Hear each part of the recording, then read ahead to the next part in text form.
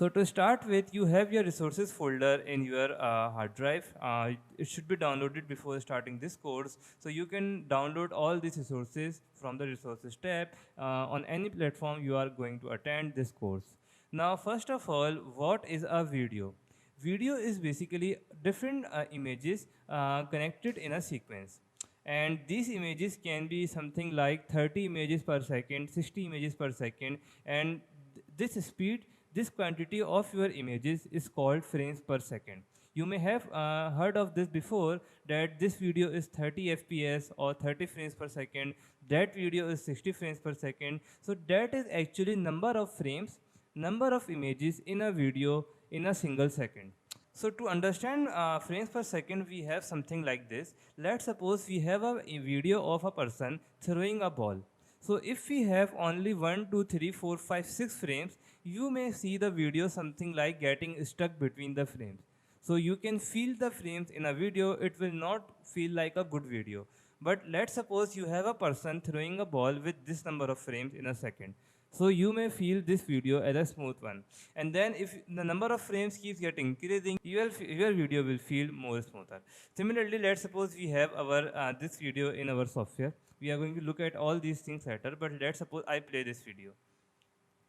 As you can see, it is feeling like a smooth video with some water, some sun and mountain. We cannot feel any frames right here, but let's suppose I make this video slower. So I'm going to make this video slow in speed to something like this. Now if I play this video, I may feel frames. As you can see, now I can feel frames. It is too slow now in speed, and we can feel frames in our video right here. So this is the concept of frame. Then after frames, what we have here is the video formats. You need to understand video formats as well. Video format means after the name of your video, sometimes you have .mp4, .mov, .avi. That is actually a video format. And video format means how your video is compressed or encoded. So with different video formats, you can have different types of videos. Sometimes you have a video with subtitles and multiple audios. That video is generally a MKV format.